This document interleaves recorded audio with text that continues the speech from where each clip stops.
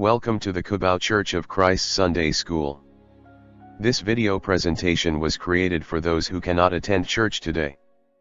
Sunday school is always an exciting adventure because it is a gift from God. Let's now learn the Word of God. In today's lesson we will discover the following. We never think of God's kingdom as an exclusive club. But this week's lesson tells us that there will be some who will want to come into the kingdom, but will not be allowed to enter. This implies that there are also the stringent membership requirements like any other exclusive club. It is sad to know that a person could have been accepted into God's kingdom, but chose to live without God. And that makes him unqualified to become a member. People say we are narrow-minded and intolerant because we say Jesus is the only way. Truth is, we made ourselves enemies of God, yet God made a path, a narrow door available for us to come back to Him. Though narrow, this is a great way. We will also see in this week's lesson, that one day, the door to salvation will be closed. The door to salvation is a limited time offer. We need to avail of this offer while it lasts.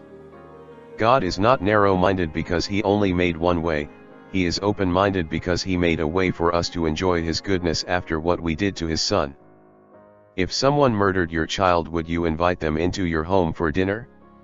He made sure that His great feast will be attended by many sinners who will come from many directions.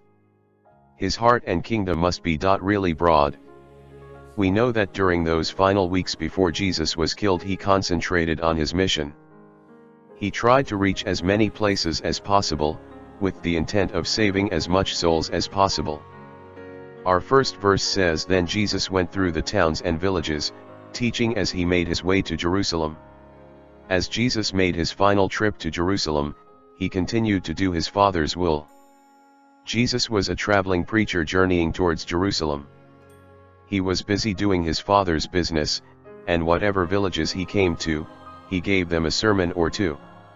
Likewise, wherever God leads us, we should endeavor to share with others the salvation we have. Luke 13:23 says, "Someone asked Him, 'Lord, are only a few people going to be saved?'" We don't know the man's motives for asking the question. Perhaps the man is comparing what he heard from Jesus, that not all will be saved, with what he knows that Jews have special privilege before God, and the two are not merging in his mind. So he asked this question, are there just a few who will be saved? This is close to saying, "Lord, will my church mates be there, or is my family going to be included in your plan of salvation?" Some people are more concerned about who will be saved, instead of focusing on what a person must do to be saved. Unfortunately, we see that although many have heard the word of salvation, those who accept the message is so few. How then can the kingdom grow so spectacularly? The answer is important, so Jesus gave His answer not only to the person who asked, but to the whole crowd. Verse 24 says, "Make every effort to enter through the narrow door, because many, I tell you, will try to enter and will not be able to." Jesus did not answer the question directly. He avoided talking about statistics and numbers, and directed His listeners to examine themselves to find out what will become of them. The answer Jesus gave is not very popular.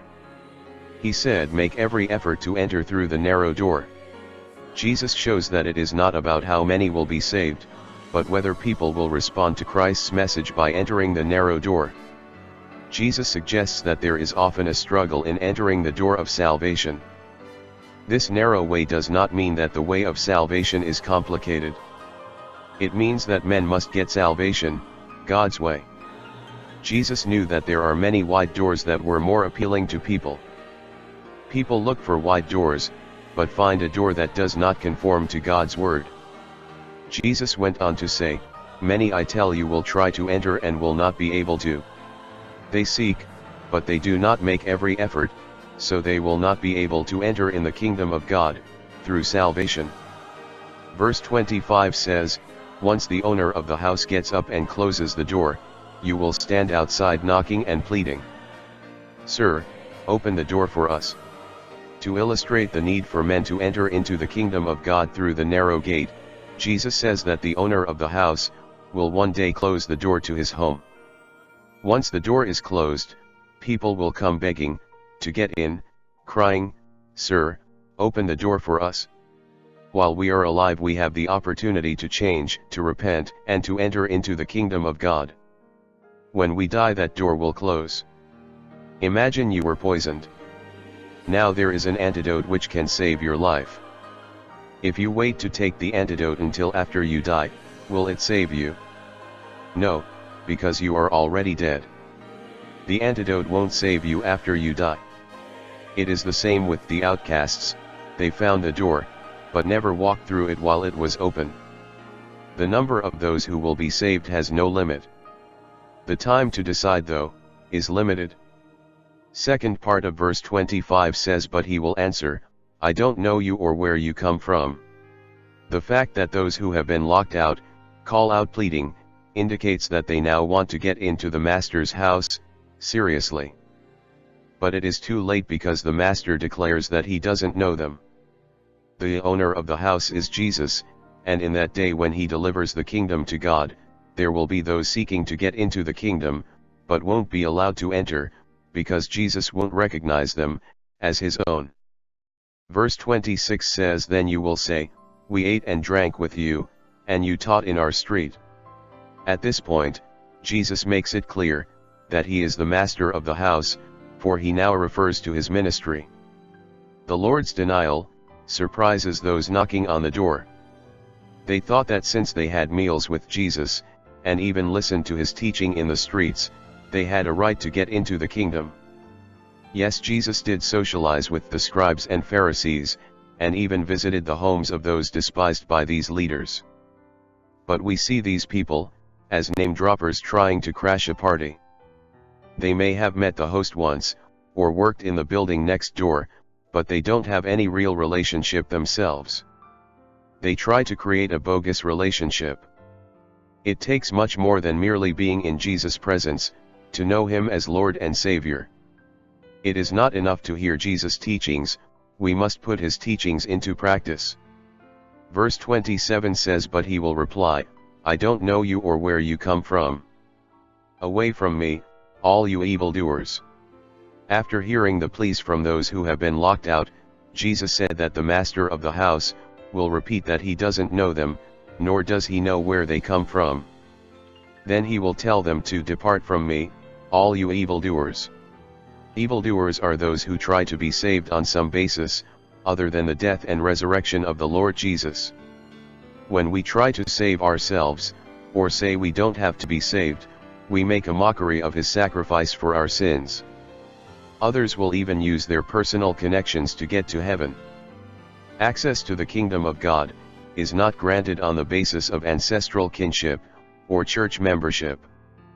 Verse 28 says, "There will be weeping there, and gnashing of teeth, when you see Abraham, Isaac, and Jacob and all the prophets in the kingdom of God, but you yourselves thrown out." There will be eternal punishment for those who are locked out of the kingdom. Denied entry into the kingdom, they will wail and gnash their teeth in sorrow and rage. Sorrow because of the missed opportunity. They could be inside the house if they had responded to the invitation before the door was shut. Rage, because now the master who they believed knew them, has declared he does not know them. Even more, when they look inside, they saw the heroes of the faith. Gentiles will also sit at the table. Those who are locked outside will see many people enjoy the banquet, and this will make their sorrow and anger even worse. Verse 29 says, "People will come from east and west, and north, and south, and will take their places at the feast, in the kingdom of God." Those considered to be outsiders by unbelieving Jews, including many Gentiles, will be allowed in. Being Abraham's spiritual descendant, not a physical descendant, is what counts. Jesus said that people will come from all directions of the globe, and shall take their place at the great dinner of the Lamb in the kingdom of God. In other words, nations other than Israel will be blessed at God's table. Those who are blessed of God will come from everywhere. The church was never intended to consist of only one group of people. The rejection of Jesus by Israel set the stage for the inclusion of Gentiles into his kingdom. We all have equal access to God's blessing through Jesus. Our final verse says, "Indeed there are those who are last, who will be first, and first who will be last." Here lies the climax of the conversation. Jesus tells his listeners those who are first shall be last, and the last will be first. They were worried about how many will be saved, but Jesus assured them that not many of those who saw him, or ate and drunk with him, or heard him teach in their streets, would enter the narrow door before it closes. The point here is that the Jews were privileged to hear the gospel first, from the very lips of Jesus. Those who the Jewish leaders view as last, including tax collectors, prostitutes, and Gentiles, will find themselves at places of honor in the kingdom, because they have chosen to enter on the king's terms. Many who get into the kingdom will be surprised. There will be some people there, who we thought would not make it, and some will be there who thought, we would not make it. Those who we think will be first, because they appear to be outwardly religious, may turn out to be last, and excluded from God's blessing because their faith was not real. If we think about it, Jesus really turned the question around when he responded. His questioner asked, "Will the saved be few?" And Jesus replies with the question, "Will the saved be you?" Key verse. Make every effort to enter through the narrow door, because many, I tell you, will try to enter, and will not be able to. Luke 13:24. Do it now, don't wait. It is a time-sensitive command. For the day will come when the door will be abruptly shut, and unless you are inside God's household, it will be forever too late. We are to hold fast to this pre-departure checklist from Luke chapter 13. There are many and are as follows. 1. As followers of Jesus Christ, we must take the gospel everywhere we go, verse 22. We must prove that we live for him. Your life should bring the gospel to others. 2. There is no limit to the number of people who can be saved as long as they go through Jesus, verses 23 to 24. Many want to enter this door. A lot of people want to get salvation. Who doesn't? However, not all will be saved. But anyone who passes through Christ will get there. Christ didn't say how many will be saved, instead he tells us how to be saved. 3. Now is the time to enter the kingdom of God. When the door closes, so will salvation, verse 25. There is a time given to accept our situation as sinners and believe in the Lordship of Christ. Christ gave a warning about the time restriction on obtaining salvation. 4. We must know Jesus experientially in order to enter his kingdom, otherwise he will deny knowing us, verses 26 to 27. Jesus is the narrow door. There is no other way. Are you in a relationship with him? If you are, he will be seen in your life. 5. There will be many from all over who will enter God's kingdom, but those who don't, won't like it a bit, verses 28 to 29. The outcast will suffer in their indecision to take the narrow door. 6. The kingdom of God functions completely different from worldly kingdoms, verse 30. People will think you are weird and say, why are you a fanatic of Jesus? It is even more strange, if you are not.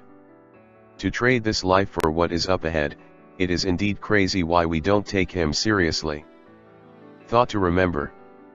You cannot go through that door with all your stuff. You have to let go of all worldly things and come through humbly. We must abide by the king's terms to enter the kingdom. As we seek salvation, we abide by the king's requirement to struggle against our own flesh, which wants to do its own thing. Struggle against the world, which is filled with lies and deceit about salvation. Struggle with our own pride, which hinders our efforts to enter God's kingdom. Struggle against man-made religion, which obscures the way to salvation. Struggle against the devil, who seeks to control and devour as many as he can. Conclusion. There is no doubt we all want to be saved. If we trust the Lord Jesus completely, and not rely on works or self-righteousness to get us into heaven, we will surely get there. But, let us do good works because it glorifies God. Our lesson next week is entitled Parable of the Great Dinner. Our biblical reference is Luke 14:15-24. We are truly glad you spent time to learn this week's lesson with us. We hope you are blessed with great values from God. Hold fast to the things that strengthens your faith, and may you share these with somebody else. We wish you can join us at the Cubao Church of Christ soon. Our congregation is a place to discover faith, find new friends, grow closer relationship with Christ and serve with each other's gifts. Thank you very much, have a productive week, and God bless you always, dear brothers and sisters.